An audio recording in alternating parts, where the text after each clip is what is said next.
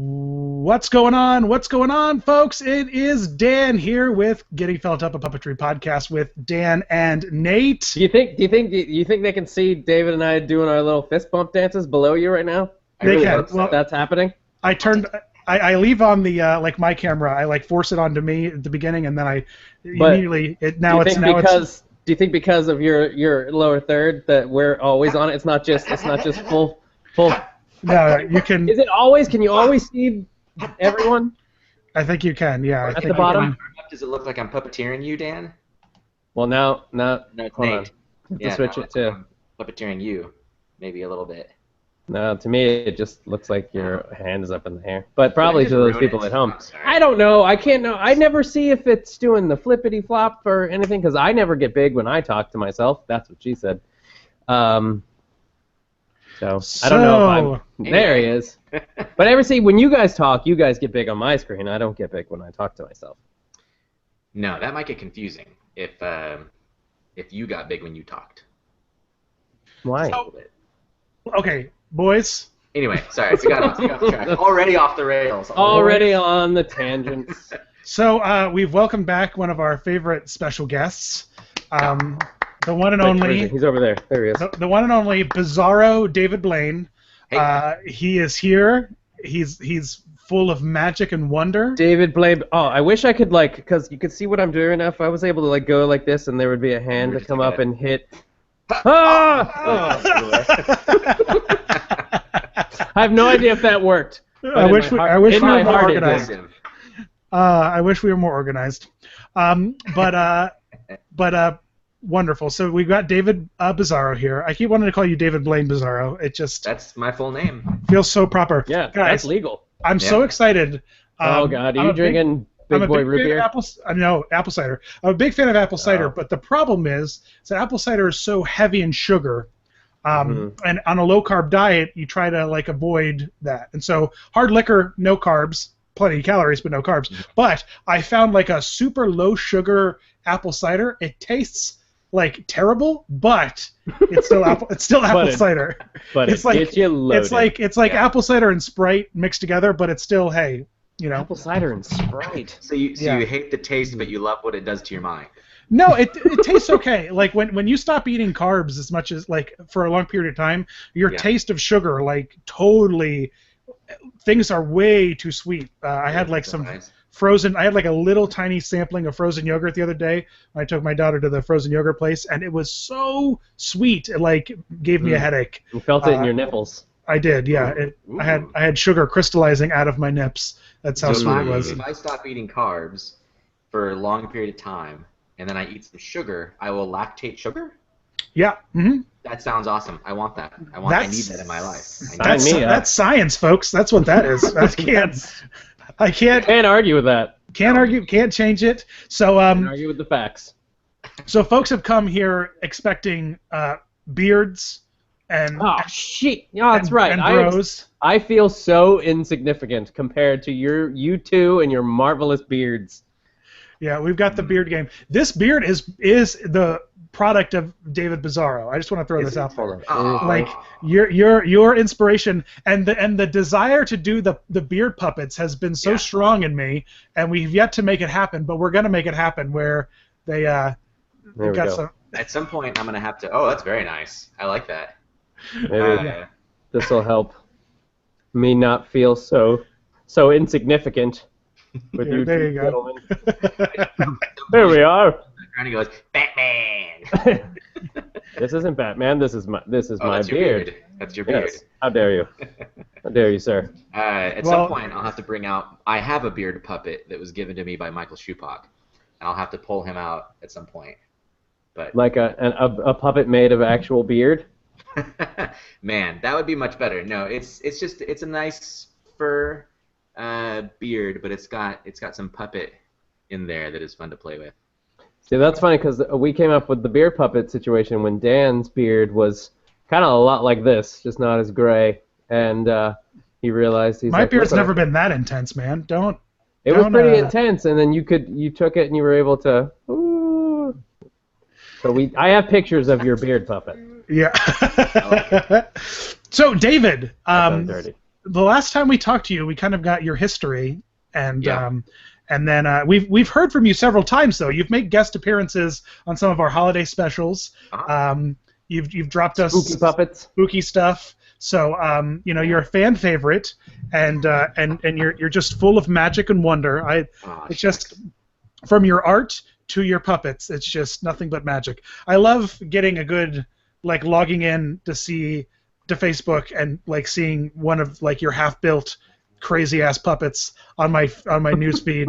You're like, boy, I can't wait to see what this crazy shit turns into. So it's well, always, I guess we could say when since last we spoke and you Since together last we spoke, and you you all listened, that David, you've created the Bizzaro studio. I don't believe the Bizzaro studio was up and running the last time we really chatted. Yeah, no, it wasn't. We had the Bear Show going strong for a while there, and it was awesome. We were making a lot of really fun stuff at the Bear Show. But what it's looking good, Nate. Thanks. What we ran into was my co-creator, the co-creator of Bizarro Studios. His name's Craven Morehouse. We were doing the Bear Show, and we were producing it at a certain level that wasn't easy to replicate. And we kind of hit a wall because we wanted to keep making these videos, but we're completely self-funded, and we have our day jobs and we have our wives and our families. Oh, this whole real life business. I know, it just got hard to keep up that show, once a month, every month. And so we thought, why not create a channel that allows us to do more than just one thing, that gives us the ability to express ourselves in any way that we come up with. And that's where we came to with Bizarro Studio. That's awesome. Yeah, we basically just reskinned our channel and just kind of basically told our subscribers, hey, we're doing this because we want to give you guys stuff more, more content more often. We're really tired of not, producing anything for you guys on a regular basis.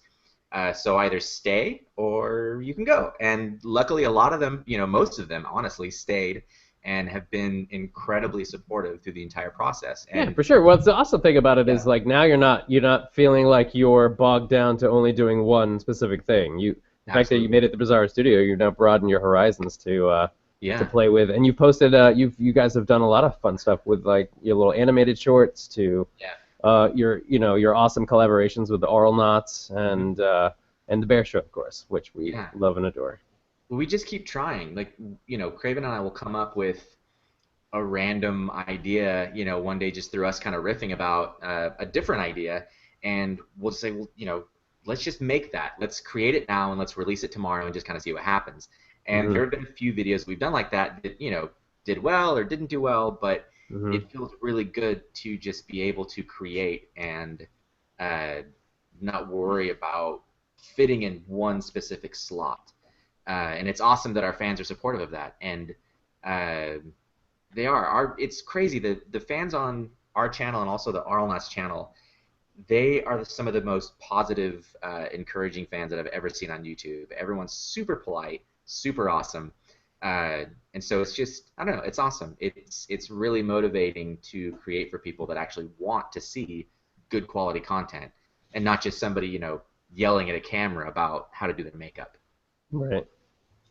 Or shittily pranking somebody with their shitty pranks. Yeah. Or guys with beard puppets strapped to their face. Let me take this off. I'm so entertained, not just by Bear, but you just have a wild style that I just love about your puppetry. And wild your style, art. from the Lego movie. Yeah, based on you, David. wild style, right there, baby. That's you, right there. David, you would rock that hair, bro. You could rock that, dude. Yeah, man. So, so you're still producing Bear episodes, but now you're kind of adventuring out beyond that, which I think is rad. You can't, you could have kept up the Bear and posted other stuff, but reskinning it and making it the Bizarro Studios, I think, was more beneficial to you, so you could put out other kind of cool content. Yeah. So what other? Because I feel like every week you're building another amazing puppet that makes me hate you because of how talented you are. So what? So you made this amazing cat. You've made oh man, what was the did Bear do the Donald Trump video, or who did the Donald Trump? Bear did the Donald Trump video. Bear did the Donald Oh Trump my video. God, that's But I feel like there's one other great puppet like Donnie, a week or two Uncle ago. Donnie. Uncle Donnie. Uncle Don. Uncle Don. Uncle Don. Some really great stuff. So tell me about like some of the puppet stuff you've got, like some of the series you're planning, or some of the stuff that like is like going out, you know. Yeah, absolutely. We've got a lot of ideas. We just came up with another one today that we're really excited about. But with puppetry, like, so with the Bear show, before we had shifted to Bizzaro Studios, we had this entire like story arc that we wanted to pursue, that we're still pursuing, but it was a grander story sort of explaining how Bear got his show, who Bear is, why he spells his name B-A-Y-R and not B-E-A-R, and why he's not really a bear. Like, if he's not a bear, where is he from?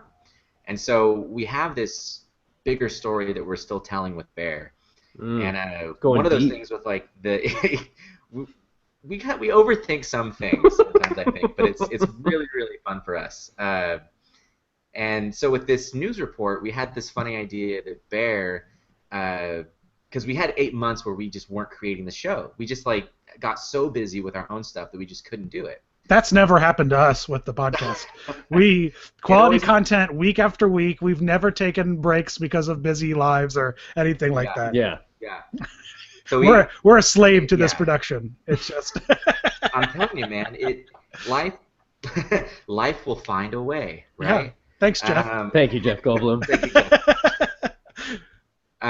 But yeah, so we had this idea to try and explain where Bear had been for the past 8 months and why he's not doing a show. And one of the ideas was, well, let's say that he had been a news correspondent for a while. Like, he got picked up by ABC News, and he's doing news correspondence, and that's where he totally would. And so we were going to do this whole series where it's like, that's where Bear's been, oh my God. And he comes back to the show, and like the theme song has still been playing for like 8 months on loop, and radio is just like, Bear, where have you been? You know, and he's like, I don't know what you're talking about. And then they just start right back into the show. But we got distracted and created the Clap with Rhythm challenge instead. Yes, that was a super fun challenge. Now I want to ask you about that really quickly, and then we'll keep going. For that, how many submissions did you get? Like, honest to goodness, people submitting clap videos to you? Yeah, we got. We like to say that we got thousands and thousands, but we got more like, I think, 5 or 6. Right on. That's pretty good, though. But still awesome. Like, the thing that excited us the most about that video was the potential of people sending us videos of them trying to do the clap challenge, and which is honestly just impossible. It's impossible, but it's so much fun to try. You know, there's this wonderful approachability about the clap challenge that's a lot like Guitar Hero. You know, you want to clap on those dots so hard as they pass by, but there's no way that you're gonna like clap at these crazy syncopated rhythms, which they truly are. You're not gonna be able to clap the Fibonacci sequence, which really happens, and there's just weird stuff in that rhythm that you can't really physically do. And we, you know, so Craven plays Randall, which is the hands. And he is, you know, classically trained musician, and he's a composer. And so when we were recording this, he was like hitting with the rhythms and hitting them, and actually did the Fibonacci sequence. But there was some stuff that he improvised, and so when we created the actual clap video, which I'm revealing this now, but not that it really matters, but we I just followed what he did, and so that just became each of the insane hits.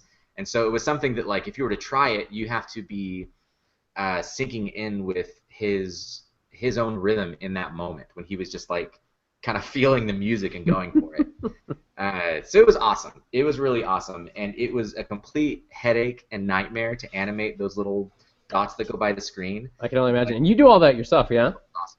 Yes, all the animation I do myself. There are some stuff that, like, you know, I can animate portions of it and send to Craven, and within the editing bay, he can like do animations on top of that. And so in some ways, you know, we collaborate with a lot of that stuff. But yeah, for the most part, if it's anything that's complicated or visual effect, I do that myself. Nice. Yeah. You're a wizard animator. He is, and I just want to touch on if anybody needs to see David's like animation style. I love some of the stuff that you've drawn. I love all of the stuff that you've drawn, Thank but you. like, and some like you have a little animation reel that's on your website still, correct? I do. It's a little bit outdated. Sure, but I mean, it's still. I just want for people that may have not Absolutely. seen it yet, Yeah. past your puppet stuff, and then we've talked about it earlier before when we first talked to you of how your initial animator brain and style has informed your puppetry character design and build style as well. And so that's why I urge people to go to your website and look at some of the stuff that you've animated and made, and they're pretty spectacular. Thank you. And everyone can find it at davidbizzaro.com. just type in my name. Not dot hot dog. .com, not .hot dog. Although this little guy. But if that little guy looks delicious. Dave, the real question though is if I need to, I think I need to see like a visual like of davidbizzaro.com. Do you have like any like could you just like write it down on a piece of paper and like show it to us so that we can see the davidbizzaro.com, because for people who can't, Right. See, now he's all beautiful full screen. I wish we could lower. Whoa! Go right here. This is the. This will actually take you to our YouTube page. This is, if nobody knows who Bear is, this is Bear. He's super awesome. But yeah, just go to bizarrostudio.com. Well, Daniel, while he talks, we have to like look up and like. Yeah, so go to bizarrostudio.com, or if you're on YouTube, just type in Bizarro Studio in your search bar, and it'll take you to our page. We got a lot of fun stuff cooking, and you can check out our all of our fun animations. Yeah. Yeah. That's awesome. I'm gonna put my lower third back on. Yeah, see, but then now you're full of. I wish we could have the lower third and it still be full screen, but it doesn't full screen us. Right. When Or we lower third do we need sad Keanu? Oh, he's so sad. Oh, I wish I could like. Does it look like I'm puppet? He's so Does it look sad. like I'm puppeteering sad Keanu? Here, look. Puppeteering sad Keanu. Oh, that's incredible. Oh, we're grown I'm ups. glad I was able to do that. That was makes me amazing. Did you have? Was that just sitting there waiting for the right moment? Yeah. There are still more tricks. Don't worry, folks. Oh, there are a few more. Oh, spoilers. I don't know about these. Oh my goodness. I But love yeah, the go check out my Keanu. work. I've done a lot of fun stuff. Animation was definitely like my beginning. Really, illustration was my beginning. You know, my whole family of artists. My dad introduced me to illustration, and then I went to school for illustration and animation. And now being here in New York, I'm doing puppetry, and it's awesome. And I'm now finding that my illustration is being informed by my puppetry. And so there's sort of like the tides have turned. yeah, it's really, really cool. I'm starting to see myself draw stuff and wonder, or I'm thinking of what kind of puppet is this, instead of drawing an illustration. Well, and saying, because when you got involved in the grand scheme of the puppetry world and as a profession, you kind of have been into it fairly recently, is the best way to say it, like absolutely. within the last few years. Yeah. And so when I met you, you were pretty still like you were even earlier than that, and so and I've seen you just grow leaps and bounds. Like you were really starting to just get the whole thing of like wanting to build, but you got bit by that puppet bug like super hardcore. I did, yeah, absolutely. And I've always been fascinated by puppetry, but I didn't think of it as something that I could pursue as a career. Mm-hmm. And so I went other ways. I pursued other creative endeavors, and because of one awesome job that I landed by basically lying and saying that I could do the puppets, I fell in love with it and found that I could actually make these things, make a living out of it, and have fun just playing with toys basically all day. Because that's a lot of what puppetry is. I love Michael Schupak always says like, oh yeah, let's just wiggle some dollies, and that's essentially Wiggling dollies. Yeah. that's not there's more to it than that, of course, but It's an oversimplification, but yes, but the child in me the comes heart, out, the heart you of it know? is still rings true. Absolutely. And so yeah, I came to New York and completely immersed myself. And luckily, Michael over the Puppet Kitchen completely embraced me and was just, he was or has been, trying to figure out ways to involve the community more and get the community of puppetry closer together. And I think I sort of showed up at the doorstep of the Puppet Kitchen kind of at the right time because he was wanting to like reach out to people, and I was wanting to learn. And I have that same desire in me with artistic communities. I'd like to bring people together. So he kind of took me in, and he's been a friend and a puppet mentor over the past 3 years. I've learned a ton, and I'm super, super thankful for him. But yeah, that's really been the thing that's helped me grow the most, is That's working awesome. with that guy. Yeah, he's rad. All right, so tell us about what led to you building this amazing React cat that I just love to death. Well, God damn it, I love those videos so much. It really, yes. thank you so much. For those who may not be aware, the newest videos on the Bizzaro Studios channel is React Cat. And how many has there been? 2 so far? We've got Just 2 videos so far. So and he's watched one coming soon. He's watched so far. They've been movie trailers that he's watched. It's Toby, right? Toby, his name is React Toby. Cat. Toby the React Cat. He's watched the Doctor DC Strange? Universe trailer was the first one that he watched, or Justice League. Justice League. Oh, that's right. The Justice League Comic-Con trailer. Yep. And then the second one is the Doctor Strange movie, or Doctor Strange trailer, the second one, which that movie looks awesome, and I'll be so sad if it's awful. I'll be so sad. But I think it's gonna be awesome. Marvel's got a better track record right now. Yeah, than don't DC. worry about Doctor Strange. Doctor Strange is going to be just fine. I think It's gonna be beautiful. And the cat is definitely in love with Tilda Swinton, which I was a big fan of. Because Tilda. Yes. All about I love Tilda Swinton. I think Tilda Swinton's amazing. It's pretty amazing. Yeah. Okay, so before we get off on a tangent about Tilda Swinton, React Cat. React Cat was the original idea of React Cat actually comes from Craven. He has had this idea of having an actual cat watching videos and reacting to them, and we started working together, and we started talking about this concept of having a cat reacting to videos, and he was like, "Can you build a puppet for that?" And I was like, "Of course I can build a puppet, of a cat, of course." And You love cats anyway. I do, I love cats. I have a cat. I've had cats all my life. I think cats are awesome animals. I relate to them because they don't need me all the time, and I like that. I'm really into not being needed all the time. It's awesome. Really into the self-sufficient pets. Yes, yeah. And self-sufficient people. Absolutely. But anyways, yeah, so we had like a 6-month conversation about what React Cat is, and then who is React Cat, because at first we were going to do like a cat that looked very real, like an actual cat, and then it would talk, and it would be like, holy shit, that cat's talking, like, oh my god, like, what's going on? I thought that was a real cat. But as we got into the conversations more, we thought that we could only do that joke once, and then later on everyone would know the cat could talk. And so we started going more towards an impression of a cat, or a caricature of a cat. Mm-hmm. And I was excited about that just because that's the way I love to build, and it's the way I love to draw. I love to draw impressions of things and not, hyper realistic or completely true representations of what that thing is. And so I started building, and I did a couple sketches and just started building out this cat.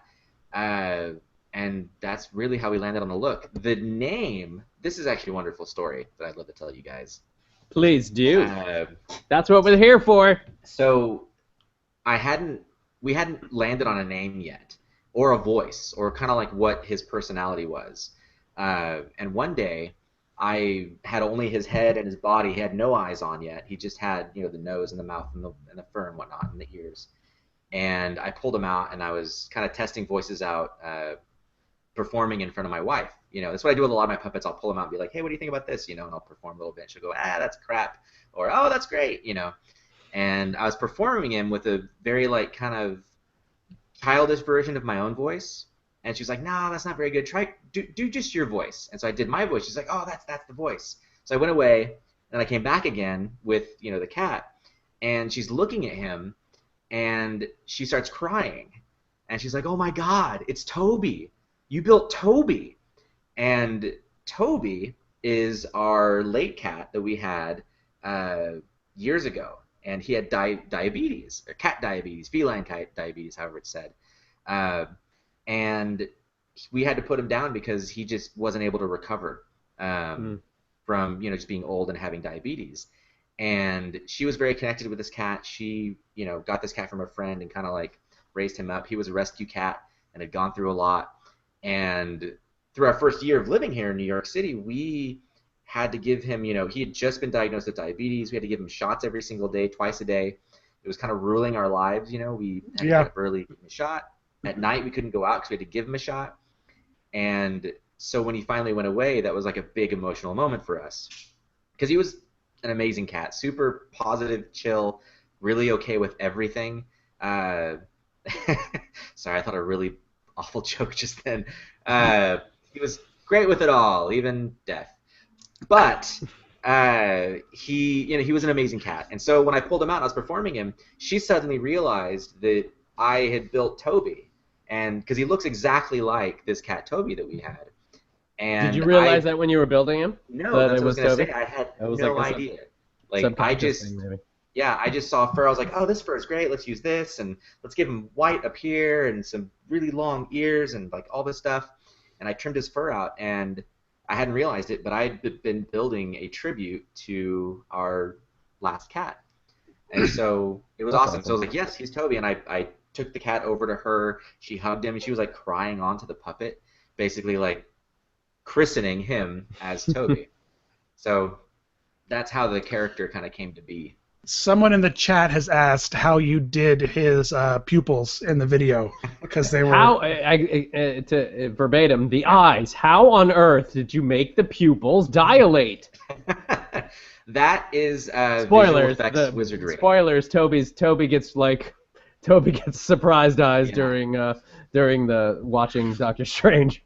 He does, yeah. That was post-production magic. It was, yeah.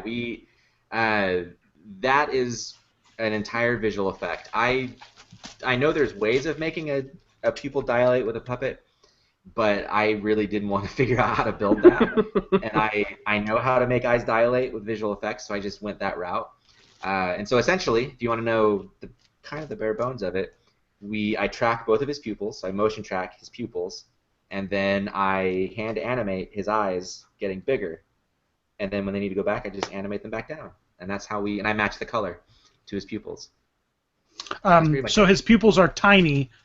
His regular pupils are the tiny pupils. His regular pupils are the tiny pupils. Are they like slits? Are they long? He has like long. They are pupils, long. Yeah, they are long but a little rounded. Right. The pupils were another like really big discussion that we had about how to execute this. So Craven's amazing. He's got an amazing imagination. This is where him and I sort of click, is we think of something that we think is interesting and we obsess about it, and we really want to see this thing happen. And so pupils on a puppet dilating is something that he's wanted to see for a very long time. The first time him and I met, we had an argument about why and why not you should do that to a puppet. And that's when him and I first met, I was kind of like, you're awesome, and we should work together because we're connecting here. We're vibing here. Yeah.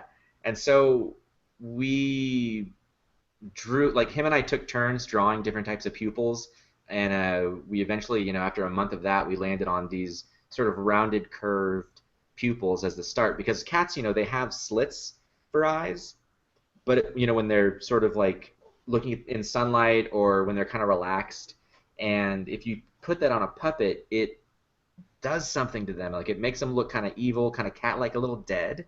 Like you can't really see into their soul. That's why the mummy's scared of them. Exactly. That's why mummies are scared. That's why mummy don't fuck with cats. Because cats are terrifying sometimes. They can be very scary because you don't know what they're thinking. They're just looking at you. No. Staring at you.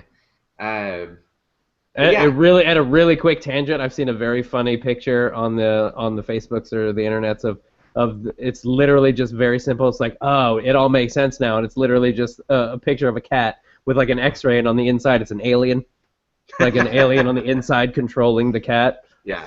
And they're like, makes sense now. I've never been much of a cat person myself, but that's okay. Yeah, I think they're pleasant in their own environment, but just not in my house. So in their own environment, being other people's homes. Yeah. Mm-hmm. That's fine. Or the woods, or wherever they are. Are you puppeteering Toby by himself, or you have a right-hander doing the tail? I'm doing Toby all by myself. The last episode was a little tricky because I had to go from operating his hand over to his tail, and the rod, I had to hide the rod when he's jumping up to turn the laptop on. And then I had to dig and try and grab it without it making it look like someone's digging in his butt. Is his tail attached? His tail is attached, yeah. It is, okay. It might be ideal to remove it. I hadn't actually thought about that. I kind of liked it being on his body because it restricts me from going in a way that would be unnatural. Yeah, making it look insane. Right. Because it can very quickly. Sure. I'm surprised you haven't rigged up a thing where it's attached to the arm rod, so that as you're just moving the arm rod, it's just the natural tension is. Well, see, that's the thing too, is the tail was another big conversation because cats, along with dogs, their tails operate independently of what they are doing. They have a mind of their own. Especially, cats, their tails really do things that their body isn't doing. They're two separate entities. Yeah. And it was really important that the tail be operating on its own and kind of have its own life away from what Toby's hands and what the front of his body is doing. And so if he's excited about something, you might see it in his tail before you see it in his body language. Or if he's mad about something, his tail may just stop in a position before you even hear him say anything. Yeah, I've dabbled in some cat puppetry myself. I had to build I built a semi-realistic looking cat for a Breakfast at Tiffany's production, and what I ended up doing was using one of those wooden snake toys that have all the slots, and so I made that. And then I wrapped that tail at a fur so that no matter what I was doing, and then I propped it in a way that it was always.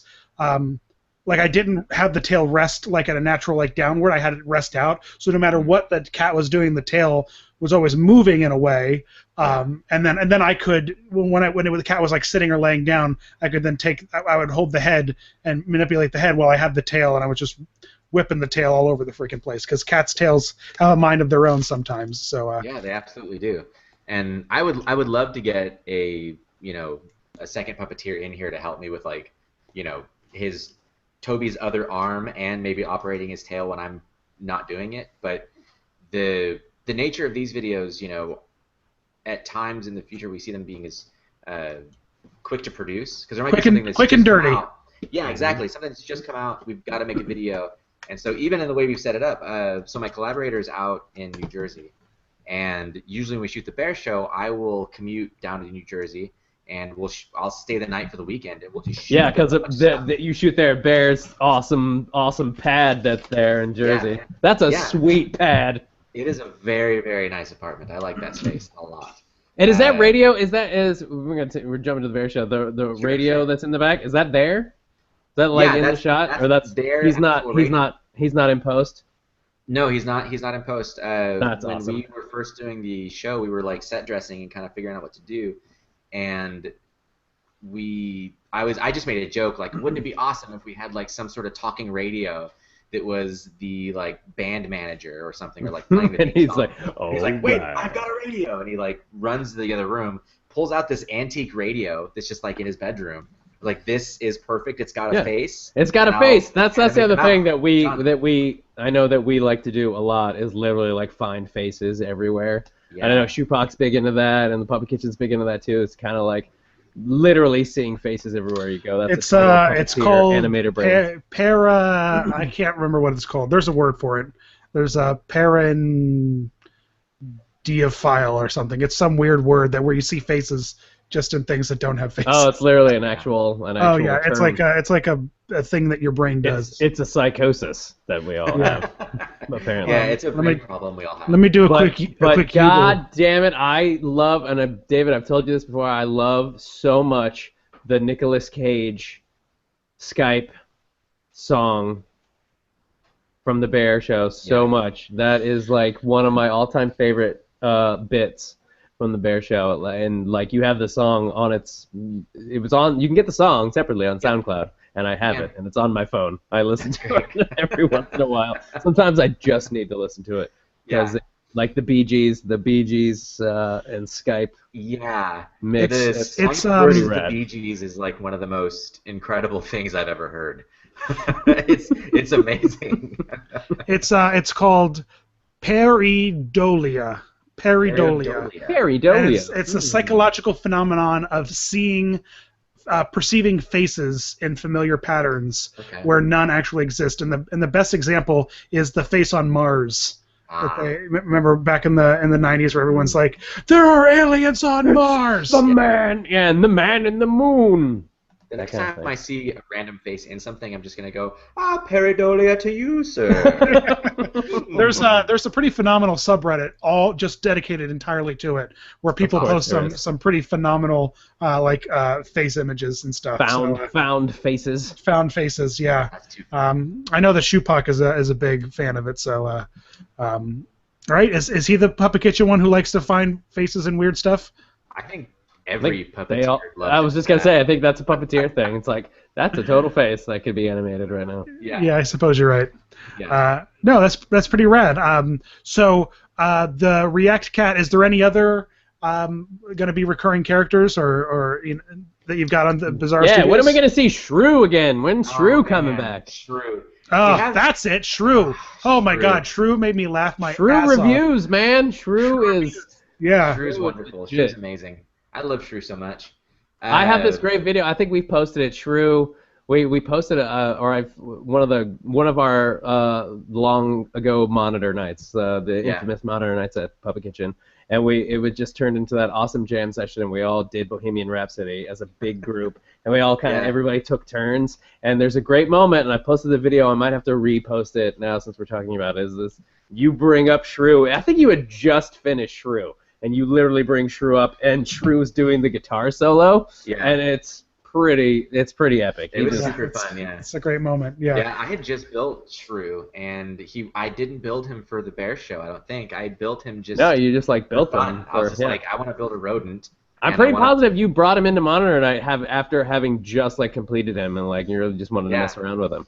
Yeah, absolutely. I'm telling you that Shupak needs to do a Google Hangout like this, or he does the Monitor Nights live, like a live video feed where people can chat and hang out and talk. They can't be there and have a good time, because some of the stuff that comes out of that is just too amazing. I love that stuff. We could totally make that. I'm gonna call Shupak. I'll be like, Shupak, I'll hook you up. I'll come up there. We'll get it all set up. I'll make it all happen. We'll host it on our YouTube channel, and we'll just rock out to. Because it's God. And then I can be at Monitor Night again. Hey! It's so funny what some of them do. So, but that's pretty. So, So, is there any other characters that you're that you've got and you're about to reveal or that you're gonna bring back? Mackie Truth. There's some more Mackie Truth episodes. Oh man, Mackie Truth. Mackie Truth is too much fun. Mackie Truth is weird. Mackie Truth is one of those things that I still haven't unlocked the secret to Mackie Truth yet, which is such a wonder to me, because he is he's a conspiracy theorist, and he's very mysterious, and even me, I don't understand. You're him I can't even understand him. Yeah, I don't know what he's coming from. It's one of those things that it's tapped into the craziness of the puppeteer or the performer, where you can perform a character, but you don't understand them. You don't really get them, but you can somehow be them. And that's kind of how Mackie is, and I'm still kind of exploring who and what he is and what we'll do with him. With other characters, we have a plan for a Bear Show music video that we're going to be doing. Yes. Which is going to be awesome. So you'll be seeing everyone come back for that. You're going to see some new characters, which is going to be super fun. What else are we doing? Today we're talking about a new series, or not new series, a new video, musically driven video that might have a comic book with it, and a track, and a animated video, which would be super awesome. That'll be coming over time. We're going to be working on that one for a little while. We also kind of want to do covers of songs, and so I'm working on a character for that. I have one that I recently built. You guys might have seen him. He's got like yellow eyes and a blue snout. Yes. He's a live hand puppet. I built him because I just wanted to know how to build a bag puppet. I've never built one before, and I just wanted to understand those puppets better. And so over the past like 6 months, I've been meeting off and on with Michael about just kind of how to build them. And during that process, I went to go get more fur for him, and the supplier stopped making that specific fur. And so I can't get it. So his body is a completely different fur, so I might end up making a whole different puppet altogether. But we want to do, yeah. Isn't that so sad when that happens? Like, it's the worst. I love I love my Bernard, and I was so disheartened because he came from just a scrap of fabric that Woytol gave me, and I was like, oh, I love him. I want to make some more of them, because like he can like smooth his hair, and he can like do his mustache, and he's a ton of fun. And I was so sad when I went to. I think I have some of that actually. Well, yeah, I found a bolt of it, and so now I have like a yard and a half of it, because these little guys just take a whopping like 12 by 12 piece of fur to make, and but like I was like so happy. I was like, oh my god, I found it! When I finally found it again, it made me so happy, because it's such. I love long napped fur. It's just so much fun to work with. Fun. And it hides all your sins, and it gives such life to characters. You know what I mean? Oh, totally. Yeah, fur is the most forgiving material when it comes to building a puppet. You can have one of the ugliest stitches ever, and no one will ever see it because it's under fur. Doesn't matter. Yep. Hide those seams, baby. Yeah, it's super fun, and you can do really weird stuff with it. Like I have a puppet that's sitting over here, who is gonna look really weird. Let me just have him sit here. But what's rad about the fur, you can do so many things with it. You can, like, I colored it with a Sharpie to get his eye sockets looking kind of more sunken in. I trimmed his face and then just trimmed his eye socket so that it gave him sort of like a nose snout. So you can see in the shadow he's got kind of like a the front of a nose snout. And, with the boiled fur, you can, like, get this really crazy texture, which is fun. So it's really malleable fur. You can really do a lot of cool stuff with it. Yeah. And I like your style of giving them Antron voice hands, though. Right? Yeah, I do that with some of them. I don't do that with all of them. Like with this guy, this is just a fur. This is just fur that you shaved it. You just trimmed it down. Gotcha. I trimmed it down, yeah. For the puppets you made for Team Lopez, they have Antron hands. Antron hands, Yeah, with the Team Lopez puppets, those I just kind of wanted those to be more recognizable by a crowd. And for those who are watching us or listening to us that may not be aware, because we did talk about them last time, Team Lopez is the puppet improv troupe that you are a part of, and I was formerly a part of, and you guys started with a certain set of puppets, and then you have since created your own little family of puppets to use for the group. Yeah, we did. We had some awesome puppets, that were... Uh-oh, what happened? Nope, we lost you for a second, but you're back now. I'm back again. Yay, okay. So we had puppets made by David Fino that we had all gotten from taking classes with David Fino. He gives you a puppet to use in the class, then it's also yours to take home. They're really nice puppets. They're great to practice with. But as we went on, we kind of felt ourselves growing as a group, and we needed our own puppet. And so I designed a puppet that was easy to make because it was important to me and to the group for us all to actually physically make our own puppet so that we understood our character and were kind of a little more intimately connected with it. So I came up with a pattern that was really easy to do, and we built them, and we like them now. They're super cute.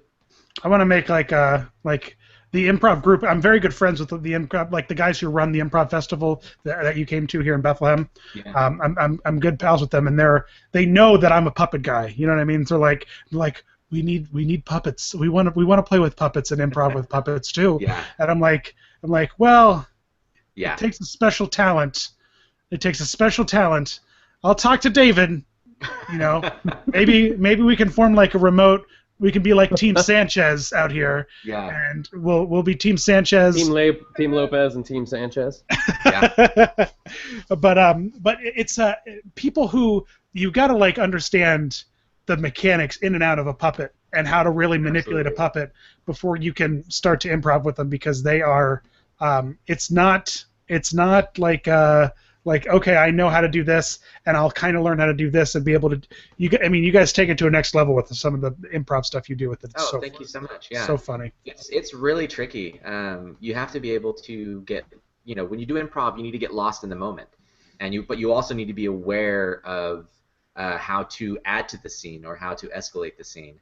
And once you add something to your body that is foreign and that you're not comfortable with, it can get really, really tricky and kind of fall apart really fast. And it'll go either one way. And usually, when it comes to puppet improv, it goes the way of just bad puppetry, because your body kind of freezes up on your hand, and you just start expressing from here, which is what you're comfortable with. And because you are now living in the moment. So it's been a journey for us all to try to find a way that works, for us each as puppet improvisers and as a group. Yeah, I'm so entertained. And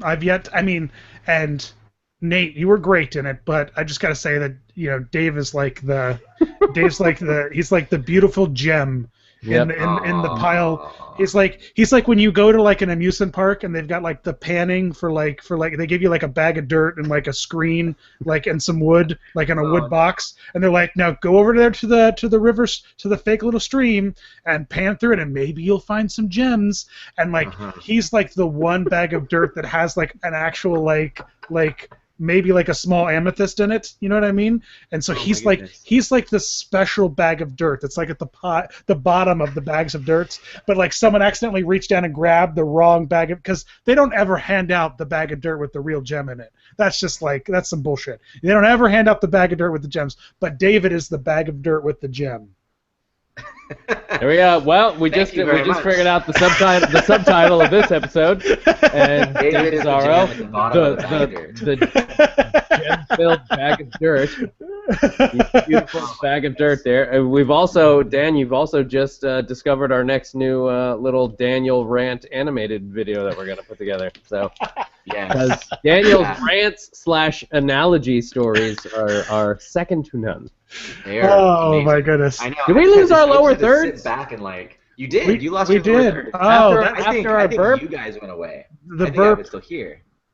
The burp happened, and we lost. Not letting me turn it back on. Oh well. Well, getting felt up Puppetry Podcast, guys. NateRegal.com. There were two things that I wanted to mention. Go for it. Before I called you a bag of dirt. Yeah. Before you called me, lovingly called him a bag of dirt. So we were talking about things I'm working on. One of the things I wanted to mention was I shot a short film with my friend Mike Hayhurst. We shot and produced a short film that is puppetry based, and it will hopefully we're going to be submitting to some festivals nice. This fall. That will hopefully be showing sometimes in the spring, I think, of next year. And so I'll be posting a lot about that. It's vegetable-driven puppets, which is pretty cool. Like you do. Like you do. And Team Lopez is going to be performing at the Austin Improv Festival. What? So when is that? Next month. No. Yeah, next month. We are going to be at the Austin Improv Festival that is on the weekend of the 2nd of next month.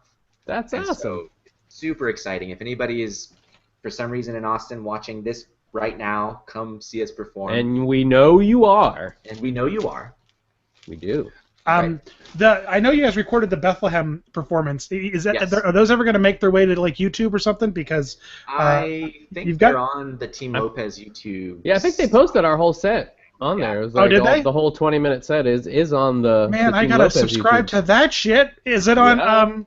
So they got. I know they had a YouTube channel. I guess I've never subscribed, or I would have already watched it. Yeah, well, we don't post a lot there. We want to post more, but all of us should be posted on the Bizarro Studios instead. Wider audience. We did a recap of the Oscars last year, or That's this right. last And year. that was so fun. We What did you one guys did take with that. of all the best film nominees, and that was with Team Lopez. And so Team Mhm. Lopez puppets came in, Bear Show characters came in, and we all performed. And it was one continuous take. It was super fun. That was an awesome little thing. It was about like 8 minutes too. It was like a good Yeah, it like was 8 minute long thing. You guys Yeah. nailed it. That was super fun. Man, it was awesome. We did, I think, like 5 or 6 takes of it, and it's funny. Like at a certain point, I just kept wanting to do takes because you're just rolling around playing with these puppets, doing silly things with your friends. Mhm. It was awesome. It was a super fun event, for sure. Yeah, that's awesome. So, what's going? Are you still doing puppet magic? Because that thing you did with Spencer was so much fun. Oh, thank you I so would much. I would love to see more puppet magic in my life. We're talking about that. So he just got married, which is awesome. Hey, Super congrats awesome. to Spencer. Congratulations. Future guest of the podcast, Mr. Spencer You Lott. got married since the last time we talked to you, really. I did, So- yeah. I got married. You There's got the hitched? proof. All married? We're all married now. Nate got married since the last time we talked to you too. True, he Did got I get married the since the last time we talked to Wait. David? Yeah. Yeah, because you got married in October, right, Nate? I got married in November. You got married in November. October. I was October, Mhm. and then Spencer was not too long ago, like March or something. I think. We're all so married now. Everyone's so married. Sorry, ladies. Look at sorry. These These beards. beards are taken. These beards could have been yours, but now they're someone else's. This is turning into just like what I do when I play with Snapchat at night when I'm just looking at my face.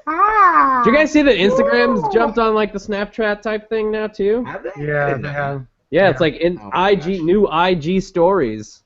So we should all do I want to do it on the Getting Felt Up thing. We'll do like a beard puppet stories. or Yeah, we something. should try it. But Spencer. So Spencer and Spencer I. Lott. Future guest of the podcast, To Spencer Lott. folks who don't know, Spencer and I came up with a short piece that involves two magicians who have giant rabbit ears, and they come out and they basically torment a small magician puppet, and by the end of it, we end up like levitating him, above the audience, and then he vanishes, which is super fun.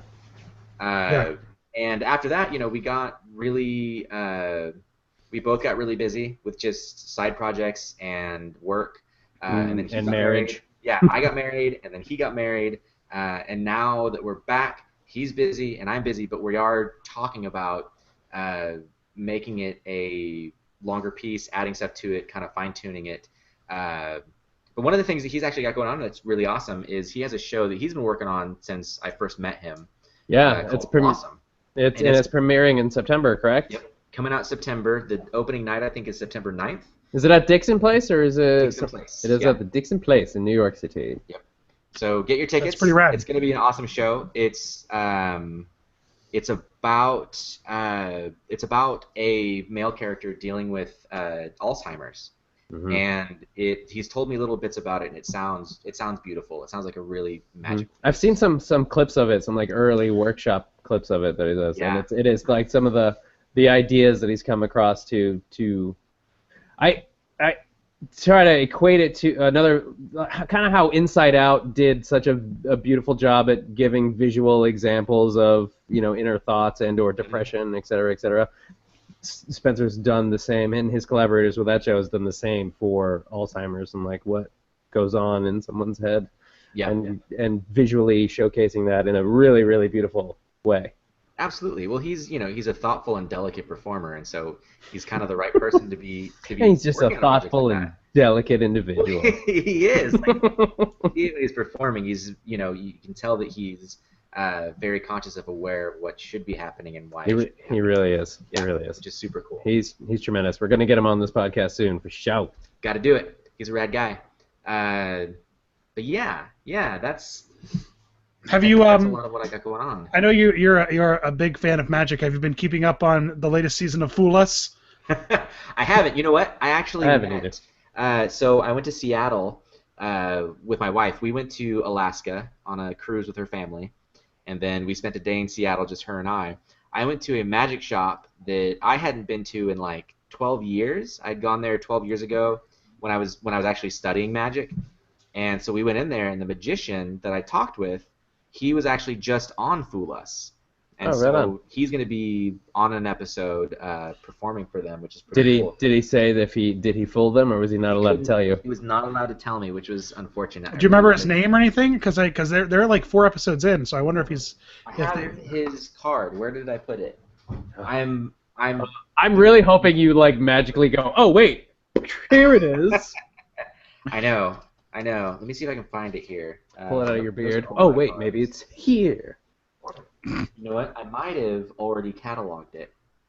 You scrapbooked it already? Did you scrapbook it for you and your trip? Is it here? Ah! No, that's my Metro card. That's my Metro card. I'm sorry. I had my Metro card. Save that, because I hear it's going up to like $3 pretty soon. Is it? That's what I heard. Oh no. That's terrible. You gotta watch last week's episode though, Dave. I think you'll very much appreciate it. What channel is it on? CW, I think. It's on the CW. Yep. They I got bumped to him. see them perform live when they were out here on Broadway. You did. You got to see them, right? Ah, I was so mad that I didn't get. I got to see them in previews, and so no, not previews. I love Penn and Teller so much.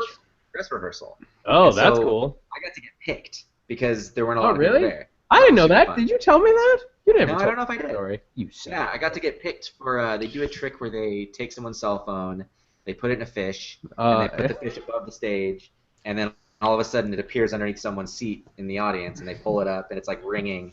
And I got to be that guy. It was super fun. And I imagine they is it the trick where they leave the video camera on the whole time? Yeah, that's the yeah. one. So were the stagehands? Because I'm a big fan of Penn's podcast, and so he tells the story of how like when they first started doing that trick, the stagehands would take the phone because it's a pretty. I mean it's kind of great the way that they ditch the phone, and if you watch the video, you can tell there's a cardboard cutout on stage. Do they have a cardboard cutout on stage for this? For yours? Oh wait, no, that's a different trick. That's the phone and the fish. There's a phone and the fish. Wait, are you talking about the one where Teller comes out of the audience, but he's in like incognito in a costume? No, I'm talking about the one where they take the phone appears in the fish at the end of the trick, and they got a fish, and then. I don't remember a cardboard cutout. Okay. I was too mystified. Well, you were too worried about your phone. Like, oh my God, this is dress rehearsal. What if this fucks up? The trick I remember in Vegas, they have a cardboard cutout of either David Copperfield or Chris Angel, and they're like, "Let's see your phone. We'll take a picture of you with like the greatest magician in Vegas." Oh, that's right. And then they pull it out. And then they Penn ditches the phone in a pocket in the back of the cardboard cutout, and when a stagehand takes the cardboard cutout, that's how the phone. But if you watch the video, you can clearly, they don't tell people don't post the video. Part of the fun and the magic is then going and watching the video because a bunch of people have posted it. But Penn says when they first started it, the stagehands that were responsible for taking the phone and putting it in the fish, they were like very like surgical about it. They're like, okay, we got to take it out, and they just like took it. They kind of like looked around. They show the fish, and then they stuff the phone in the fish, and they turn the video off once the phone gets in the fish, I believe. But then they slowly evolved as they got more and more comfortable with the trick.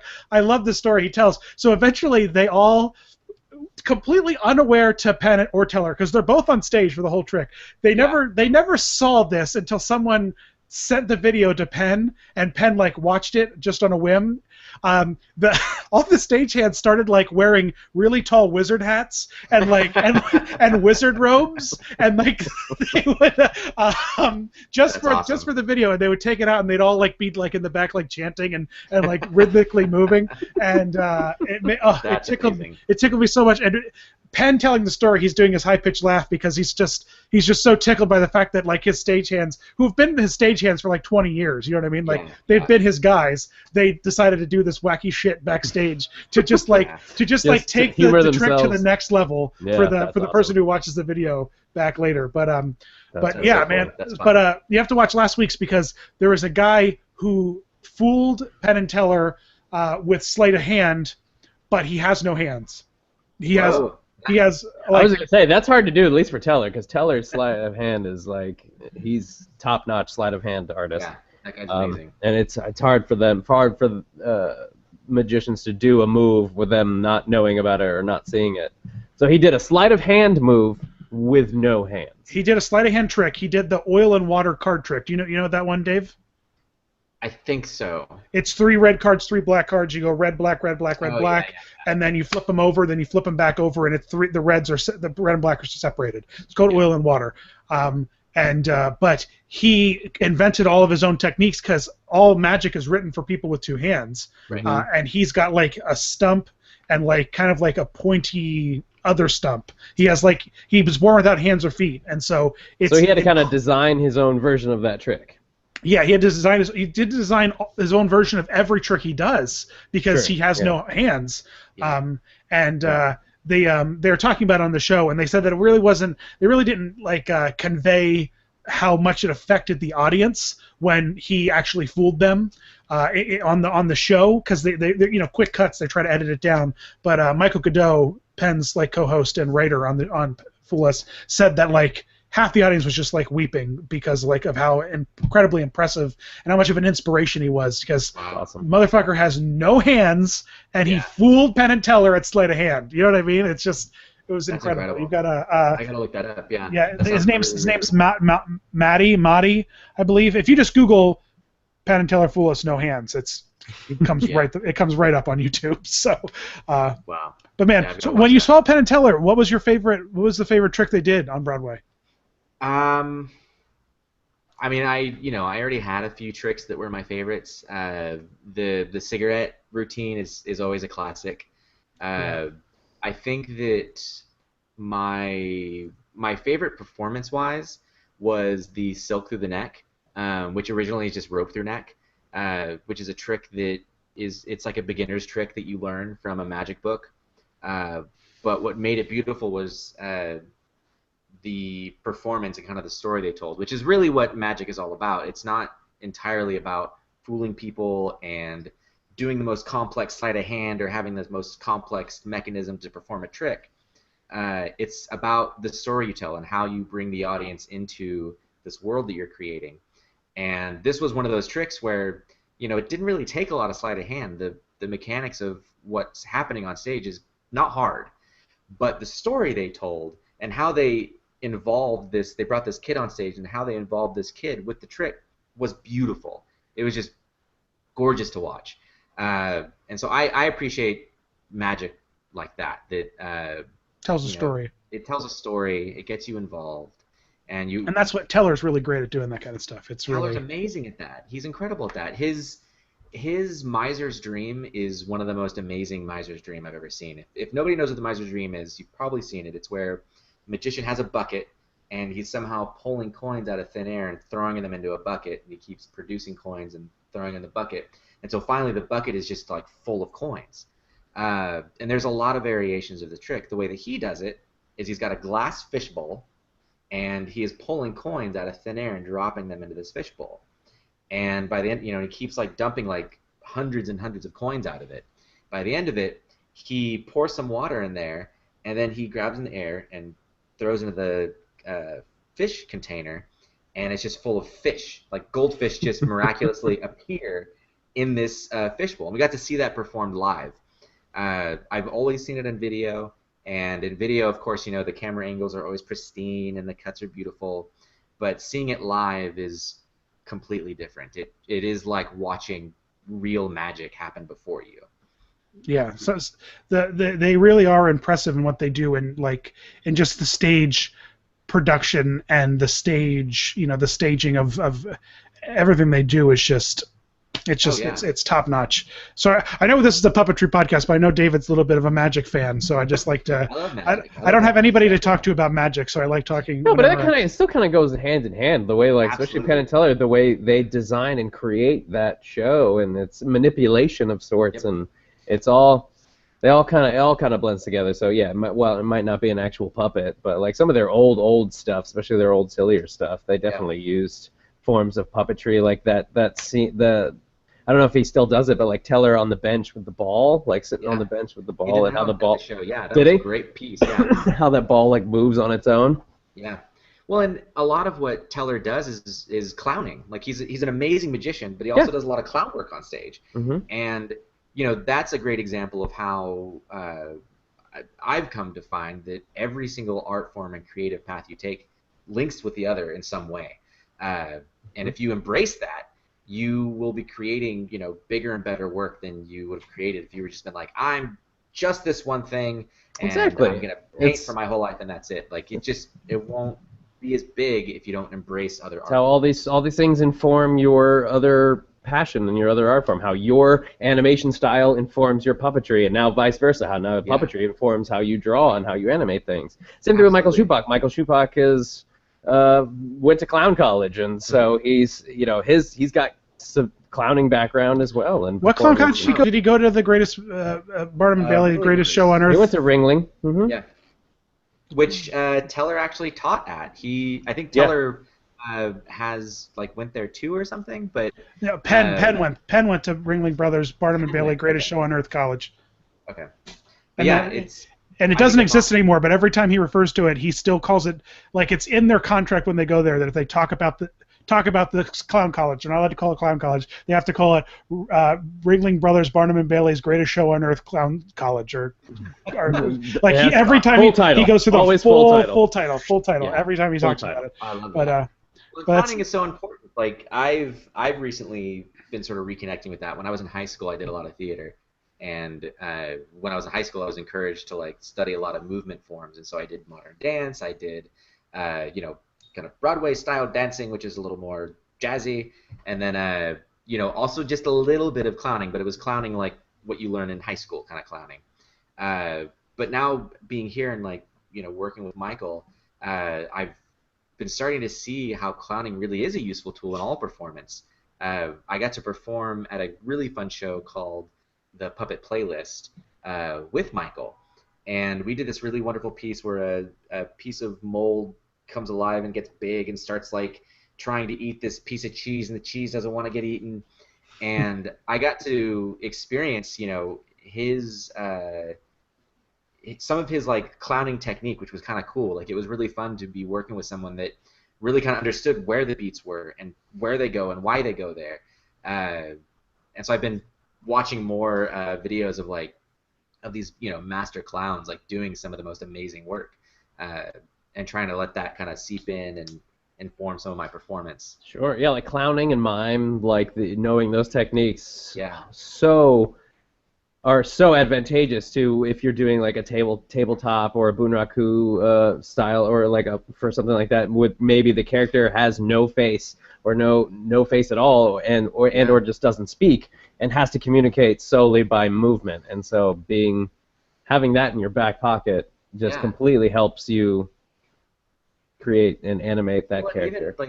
Even, with all the puppets that we perform, all of their emotion comes from their body. It's all body language and how they carry themselves, and because they have zero facial expressions unless you've built an elaborate dark crystal type creature that has moving eyebrows and eyes and all these things. But if you don't, most of the time we don't have that, and so we have to emote with our body. We have to carry ourselves sad when we're sad, or be evil. With the is that your evil face? Let me see your evil. Okay, that's the evil. Yeah. See, this is why I perform with puppets. You see, so I can put it all in here. But yeah, I'm find myself kind of going down the rabbit hole of clowning just because it's a useful tool when you're trying to convey emotion. That's awesome. Well, there you go, folks. That's it. Well, David's done. David Bizzaro. No, David told us. David told me, he's like, dude, 9 o'clock. That's my bedtime. 12 minutes past. Dave's like, that's the hour. Earlier, Dave's like, dude, you guys that's wanted to start at 9, and I was like, oh, start at 9, we'll be done at 11. Oh man, I don't know. No, good hours. I mean, what else we got? What else we got to talk about? I don't know. What do you guys want to talk about? I want to talk about more magic, but people don't want to listen to me talk about it. We'll switch over to the magic podcast. Yeah, let's actually do a Q&A. We definitely have people that are watching. There are a few people who ask questions. We've got Jen Himes. We got the Zing Zongs. We got the Buttermacks. We've got Magic Toast 15. We got DJ Bob in the house. DJ Bob was in there. Who else? It looks like there was Preventive was in there. Preventive Studios, and it looks like about it. Okay. That's a lot of people. Well, if no one wants to talk, that's fine. Jen Himes is giving us hearts. Preventive Studios is wooting. Ask us a question. Ask anything. We're gonna open the floor, guys, and then we're gonna shut this bad boy down. Yep. And David's gonna make us. You guys know what? Hot dog things. Guess what I discovered? What's that? All right, so let me grab it. It's right behind me. Uh-oh, I'm nervous, David. David, we should be nervous. I'm a Should we be little nervous? worried a little bit. We should be a little worried. Should I get my beard ready for this? Just to be safe. So, David, what is that face you're making? We were nervous. We're nervous. This is our nervous face. So I've got this. I've got two Kermit Big Figs, but this is one of the Kermit Big Figs I have. It doesn't have any batteries in it, but there's got all these fireflies behind it. Oh, is he supposed to? And all the fireflies light up. Dude, it's huge. That thing's huge. Yeah, it's massive. You've seen this before, Nate, haven't you? No, not live in person. No. You slept in the room that I'm sitting in right now once, didn't you? Yeah, you totally did. You son of a bitch! Don't lie to me. I don't think I saw that. It was right. Was it behind the bed, staring at me? It was above the bed. And I've got this one. I've got the Kermit where Kermit's sitting on like an old Roman pillar. And he's just kind of like hanging out, and he's like, "Hey!" But anyway, so I got this Big Fig. I remember. Okay, I'm gonna set him on my lap because he's heavy as fuck. But this Big Fig. After 9. We can cuss a lot now.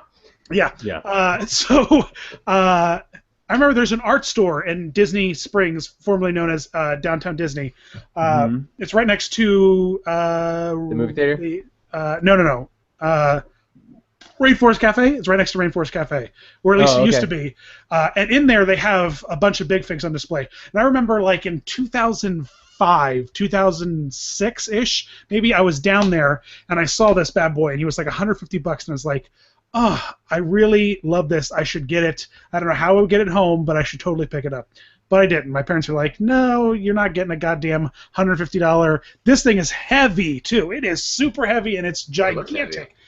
Jesus. It's solid, but so like solid frog. Like, later in my life, when I became, when I was gainfully employed, and I was like, hey, let me start collecting things that I shouldn't really be bothering spending money on.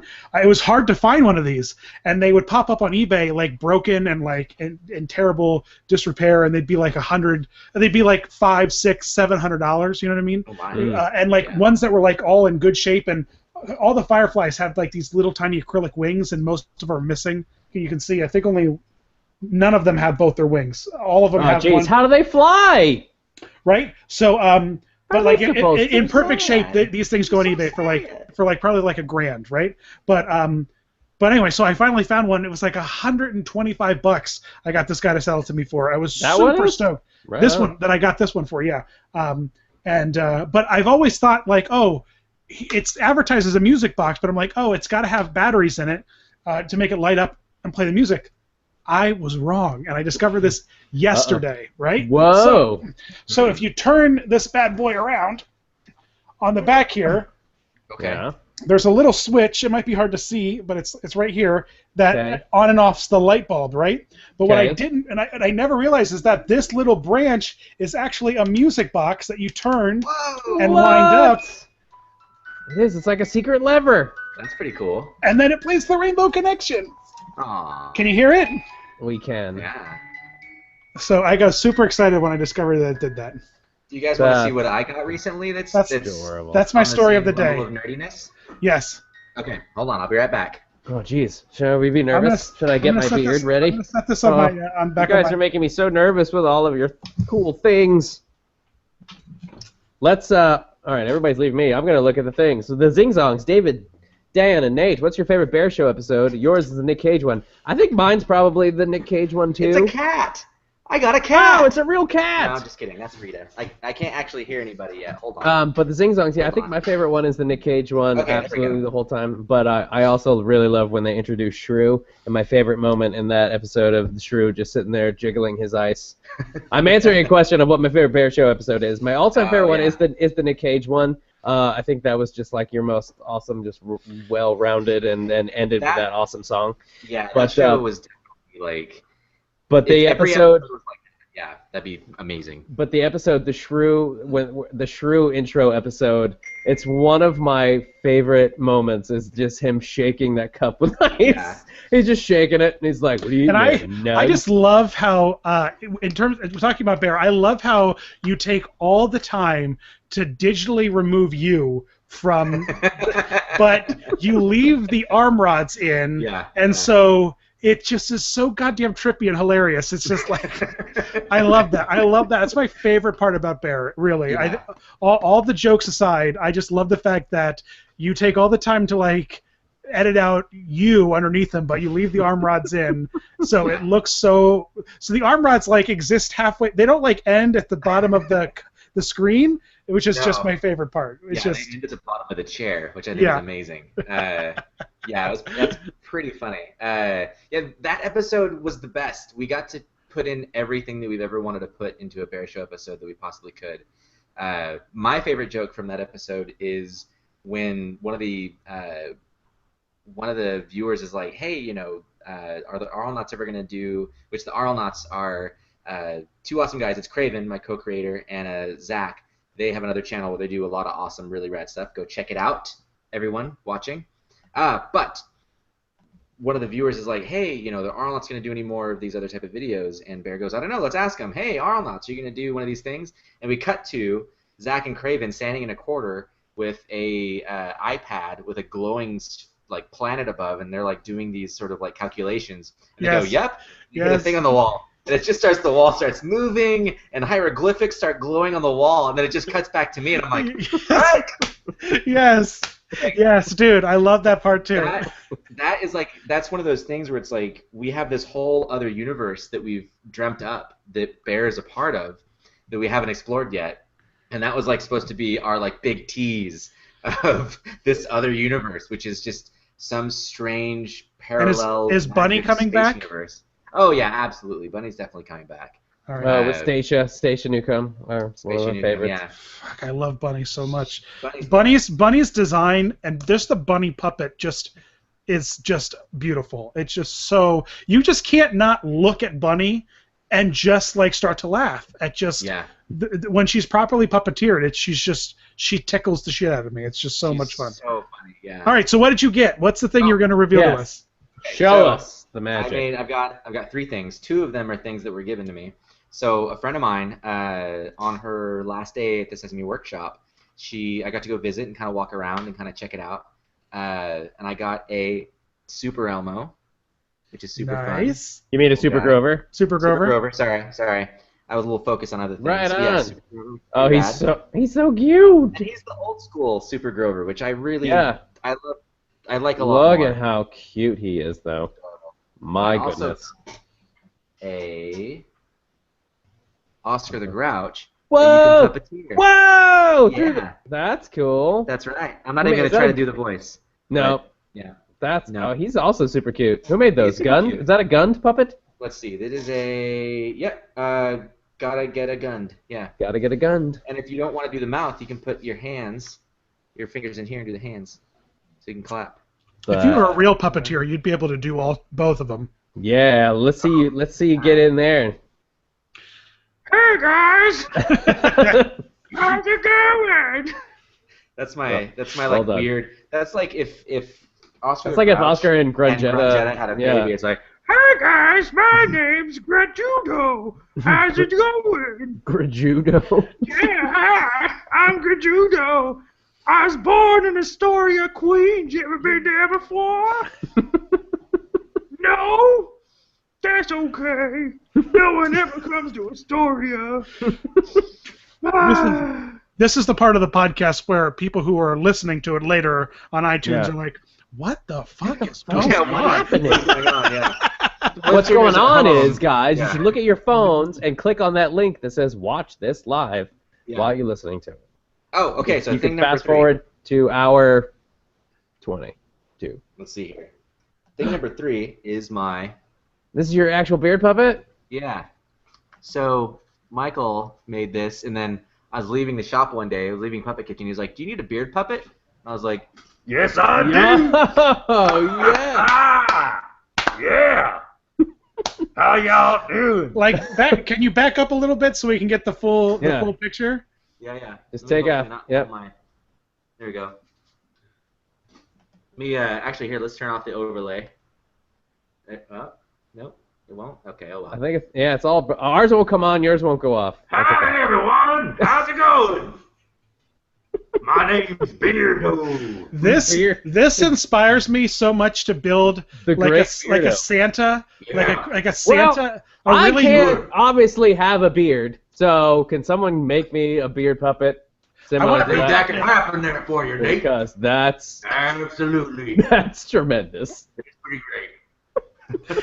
It's like little barbershop of horrors. Yeah. Zing! Well played, sir. Little barbershop of horrors. That's a show right there. That's yeah, show. Guys. But I'd love to do like a really authentic like fancy looking Santa beard with a mouth in it, and then like go to like a mall and like let children sit on my lap. But so it's like discreet though. You can't really see it. So you can't see it. And then be like, "What do you want? Have you been naughty or nice?" And they'd be like, "I've been so nice." And then the Santa beard like, "Bullshit!" Or yeah, like something comes out of it like Quado and Total Recall. It's just like. You have not been nice, child. He's lying to you, Santa. What's your name? Oh, Becky. Becky. Becky. You gotta do the whole thing where you suddenly just like go. Like comes out. Santa loses. Becky. You will get a lump of coal for Christmas. Yeah. You'll get whatever I decide you get. Yeah, exactly. Oh my God! I love poor Becky. Poor Becky's gonna have nightmares. This is why Adult Swim should give us a small budget. A small budget to make some magic happen. Get me a glass of water. Becky! Becky! Becky! Can I play with your paper, Becky? Becky? Oh. Hey, Batman. I can't do his voice anymore. I don't know what's happened to his voice. Now he's just Batman!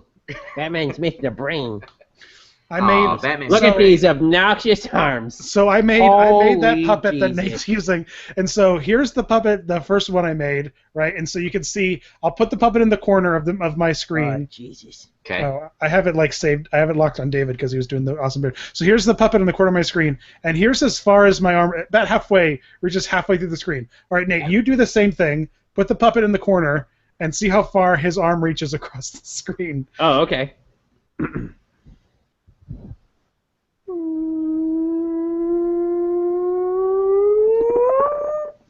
It goes all the way off the screen. Stupidly fucking long arms. Look at the size of this arm. What was I thinking? My God. I don't even know what I was thinking. I probably made them long and then like waited a few days to attach them, and like when I was building them, I was like, oh, I'll make them long and I'll trim them down to the size I need. And then like 5 or 6 days later, I came back and was like, oh, here are the arms. Let me just pop those guys and the on. shortest arm rods too. Like look at the rods. The rods are shorter than the arms. They're the same rods as. Well, that was the intention, to make like a little clone of this guy, and I didn't intend. He can really be Batman, and he can. I didn't intend. He can fly away. Yeah, he can fly away. I didn't intend for the madness. For the madness. I don't have a long arm guy. It's madness. This show is madness. It is. Oh, madness. This turned into like just us puppet FaceTime. Basically. Yeah. This is what we do when we're not live on YouTube. Everyone's just listening to us FaceTime. That's it. Oh. We're gonna have nightmares. You're giving Becky nightmares. What's his name? Doesn't have a name. Oh. The darkness. He's the monster with no name. That's right. Come from under and scare you. Oh, I forgot that. I forgot that the Batman puppet had like those doll bulk like attached eyes. He needs a brain in his head because Bernard needs a brain too, but I kind of like that I can like do all kinds of crazy shit with his eyeballs, and he's got little bat ears. Oh my goodness. Little bat ears. Yeah, he was fun to he was fun to make. I like those guys. Where's the Kev puppet? Which one? Oh, My- Kevin? No, Nate has a that's the Ralph Garman puppet. Yeah, these were basically like they were the Hollywood Babylon monsters. Hollywood Babylon Theater. When we did remember, David, you actually did this guy. I when did we do did that our guy. little he was Ralph Garman. And we did a little the lip sync to when he was talking about Bear in the Big Blue House on the On the podcast. on the I was looking up at you because David, you're up there, and probably now that I'm talking, I'm the full screen, so I'm really just being bad puppetry by just staring up into the thing. But see, to me, I'm looking up at you. Oh, right. But you're probably to me, really there. I gotta look up here to see you. Yeah. See. Oh, so if I do this, does that make more sense? Man, I'm looking down at the you here. Google God. the Google compression does not like when you really rapidly move with a puppet. it's just like peace out, folks. This went from 720p down to about 10p. Yep. That's awesome, David. Do you have any other puppet stuff to tell us before we go? Let's see here. Other puppet stuff. No, Well, tell us where we can find you. Yes. You can find my work currently at bizarrostudios.com. And if you are on YouTube currently, it's you can probably go not going to work anymore. Oh yeah, no, I don't think I have it. I It's can try, broken. but I'll just. After our burp, it broke. I know. If you're on YouTube currently, just go to your search bar and type in Bizzaro Studios, and we'll pop up. You can also go to my personal website, which is just David Bizzaro with a .com at the end. Yeah, that's where you'll find my work. We'll hopefully be doing a lot more over the next few months. And that's Bizarro with 2 Z's and 1 R. 2 Z's, 1 R, because my great-great-grandpa had a disagreement with his brother, and they decided to spell it. They both split up and spelt it 2 different ways. Oh, really? Yeah. It's so you'll on the East Coast you'll see there's Bizarros with 2 R's. 1 Z and 2 R's. Oh, 1 Z and 2 R's. Mm-hmm. And then you'll see others that have it with 2 Z's, 1 R. Now in Italy, I've seen it spelt the way that we have it. Like, is there any 2 Z's, 2 R's? Actually, yes. Yeah, I was like, that's just ridiculous. That's too many consonants in one name. We tell you. But no, apparently they had a disagreement, and my great grandpa was like, nope, we're 2 Z's, 1 R, and his brother was like, nope, we're 1 Z, 2 R's, and they split. And so I don't know. Never spoke again. And so and that's how the Twix factories were made. And so now your great grandfather makes the left Twix, and your family makes the right Twix, and you know, they're both the same goddamn thing, but clearly they hate each other. So well, see, who makes the peanut butter Twix? That's where my fortune comes from. It's from the Twix money. Yep. And to answer your question, Nate, the Jews. That's who make the peanut butter Twix.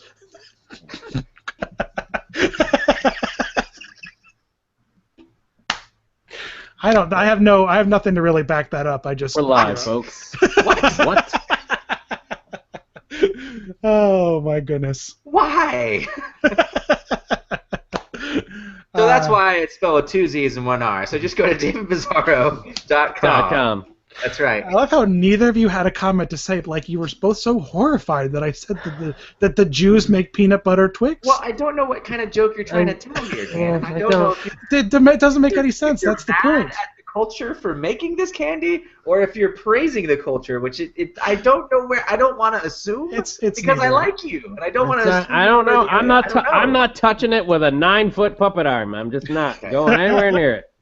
Oh my goodness, Kevin Smith had a great story recently on his live Batman from San Diego Comic-Con, where he lost a whole ton of weight, and when he was losing a bunch of weight, he was trying to find like decent snacks he could eat that were would fall into his diet because people snack even though they're trying to lose weight, and so he found this stuff. It's called Bamba. Bamba, right? Yep. I think it's Bamba or something Bamba. like that. And what it is essentially, and this is where it kind of came from because this has been on my mind because I've been Googling it because I want to get some.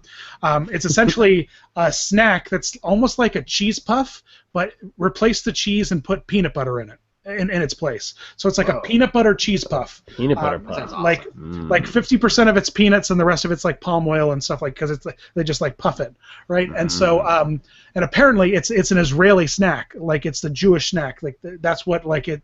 Where it's from Israel. It's imported from Israel, and Kevin like just ate the holy shit out of them. He loves them. He thinks that they're so delicious. But it turns out it's a baby snack. It's the equivalent of like little the baby puffs, like little Cheerio puffs that they give babies, like here in the States. And so because of that, Kev says that like there is like almost zero peanut allergy in Israel because all the baby snacks are peanut, like little peanut puffs. So there's a brief explanation of my silly peanut butter Jew joke I just made. So, but now that's the explanation and justification of. Well, there you go, with context. Context. But I just ordered some because I want to try them because like, I want to try those too. I'll have to try those out. That sounds really delicious. Bamba. Some Bamba. I just want a peanut butter cheese puff. That's all I want is peanut butter cheese puffs. I just want cheese puffs in general. I think we have some hidden in the house. We have to hide cookies and snacks from me because I will devour all cookies in one sitting. When I first saw the cookies that the cookies when they say like 1 pound across them.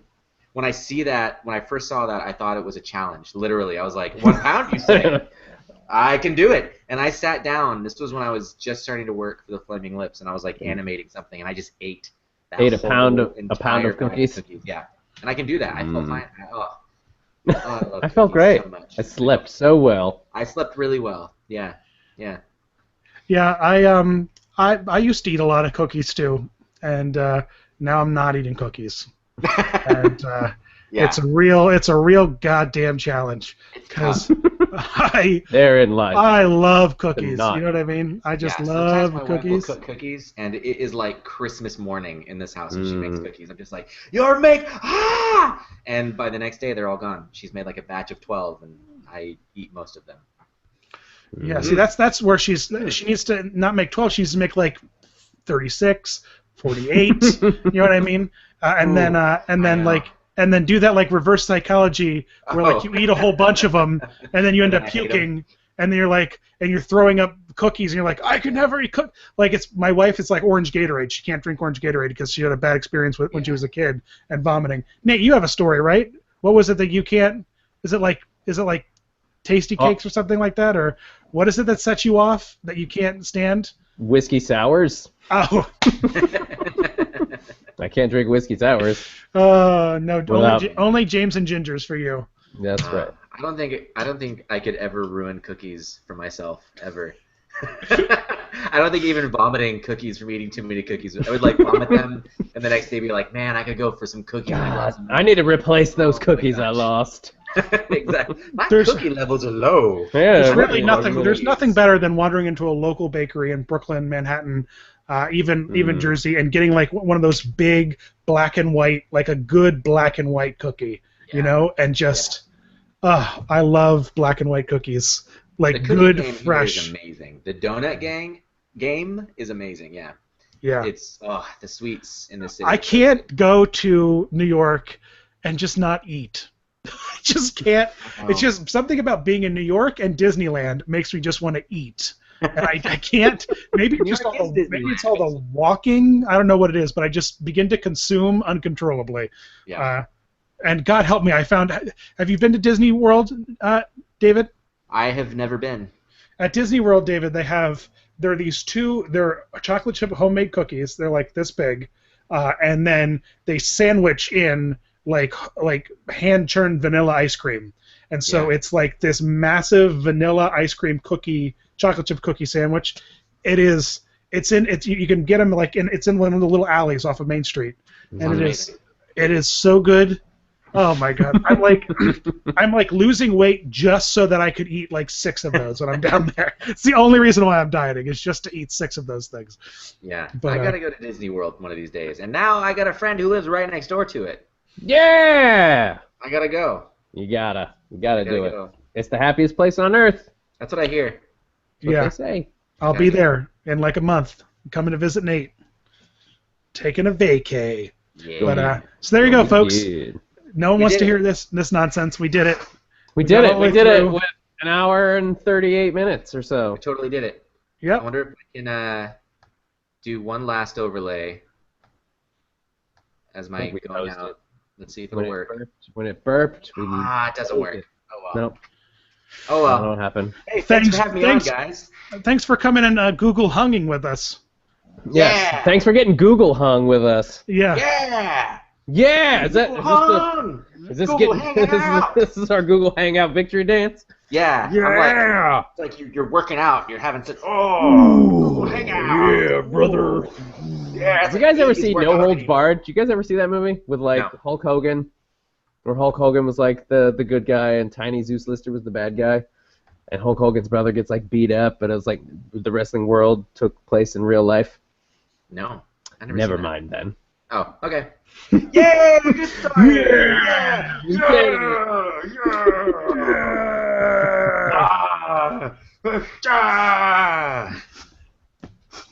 All right, Anyway. Nate, take us out. Well, ladies and gentlemen, thank you so much for joining us this Wednesday evening, the August the 3rd, 2016. This has been, we're going to do this together, Getting Felt Up, a puppetry podcast with Dan and Nate. And I'm David. That's not right yet. You wait your turn. Let's do it again. I know, you got too excited. All right. This is, the audio podcast people are going to be so jealous right now. I know, they can't see the magic. This is like Mortal Kombat shit right here. This is pretty legit. We should have been playing more with depth. This has been Getting Felt Up, a puppetry podcast with Dan and Nate. I'm Dan. I am Nate. And I am David. And we'll We'll up next time. Oh, I need a nap. I got myself tired doing that. Man, I feel like I just embarrassed the viewers like my mom embarrasses me when we go karaoke singing. What is your mom's choice? No, she makes everyone else sing. My mom doesn't sing when we do karaoke. Oh, okay. She doesn't get up there and sing like Tie a Yellow Ribbon or anything. Yeah, no. I go up and sing Johnny Cash songs, and she sits there and... Yeah, you do. tells me to shake Dude, my next button. time, take Beard Puppet and sing a Johnny Cash song with Beard Puppet. That's a good idea.